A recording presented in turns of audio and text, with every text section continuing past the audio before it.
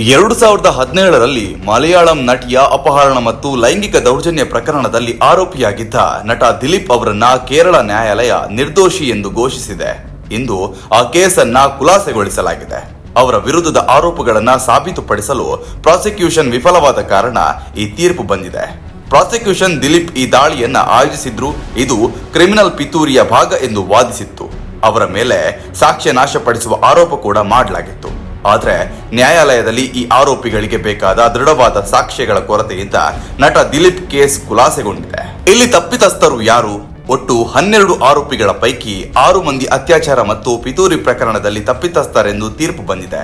ದಿಲೀಪ್ ಸೇರಿದಂತೆ 4 ಮಂದಿಗೆ ರಿಲೀಫ್ ಸಿಕ್ಕಿದೆ.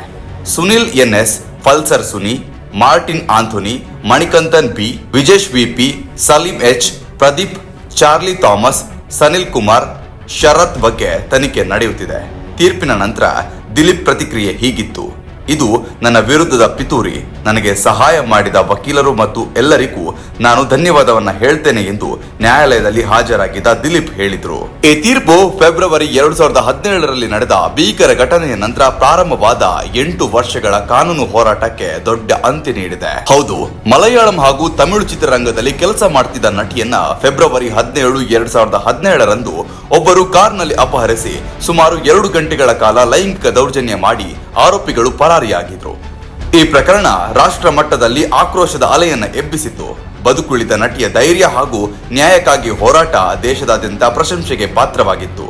ವಿಚಾರಣೆಯ ಸಮಯದಲ್ಲಿ 261 ಪ್ರಮುಖ ಸಾಕ್ಷ್ಯಗಳ ವಿಚಾರಣೆ ಮಾಡಲಾಗಿತ್ತು. ಅದರಲ್ಲಿ ವಿಚಾರಣೆಗೆ ಕರೆಸಿದ 28 ಮಂದಿ ಸಾಕ್ಷಿಗಳು ಮೊದಲು ಪ್ರಾಸಿಕ್ಯೂಷನ್ ಪರವಾಗಿದ್ರು, ನಂತರ ನ್ಯಾಯಾಲಯದಲ್ಲಿ ತಮ್ಮ ಹೇಳಿಕೆಯನ್ನ ಬದಲಾಯಿಸಿದ್ರು. ಇದು ಪ್ರಾಸಿಕ್ಯೂಷನ್ಗೆ ದೊಡ್ಡ ಹೊಡೆತ ನೀಡಿತು. 833 ದಾಖಲೆಗಳು, 142 ವಸ್ತು ಸಾಕ್ಷಿಗಳನ್ನ ಸಲ್ಲಿಕೆ ಮಾಡಲಾಗಿತ್ತು. ಪ್ರತಿವಾದಿಗಳಿಂದ 221 ದಾಖಲೆಗಳು.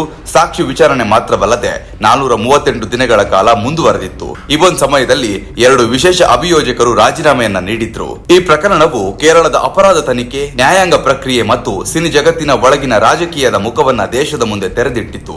ಬದುಕುಳಿದ ನಟಿಯ ಧೈರ್ಯ ಮತ್ತು ತೀರ್ಪಿಗಾಗಿ ಕಾದಿರುವ ನಿರಂತರ ಹೋರಾಟವು ಸಮಾಜದಲ್ಲಿ ಮಹಿಳಾ ಸುರಕ್ಷೆಯ ಕುರಿತು ಚರ್ಚೆಗಳನ್ನ ಮತ್ತಷ್ಟು ಗಂಭೀರವಾಗಿ ಮುಂದೂಡಿಸಿತು.